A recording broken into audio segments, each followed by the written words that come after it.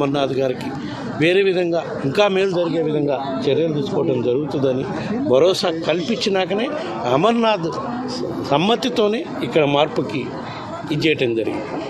అదేవిధంగా మిగతా నియోజకవర్గాల్లో కూడా ఆ విధంగా అక్కడ ఏ ఎమ్మెల్యే అయితే అక్కడ ఉన్నారో అక్కడ ఉండే ఎమ్మెల్యే పనితీరు పైన కానీ సామాజిక వర్గ మార్పు కోసం కానీ ఏమైనా చేయాల్సి వచ్చినప్పుడు వాళ్ళతో మాట్లాడి చేసే కార్యక్రమమే చేస్తాం.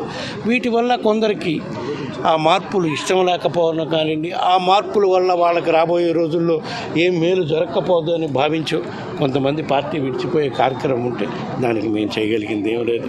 ఎంతమంది ఇట్లాంటి అసమ్మతిగా ఉండి పార్టీ నుంచి పోయినా సరే ప్రజలు మా ప్రభుత్వానికి మా గౌరవ ముఖ్యమంత్రి గారికి అండగా నిలబడటానికి సిద్ధంగా ఉన్నారు.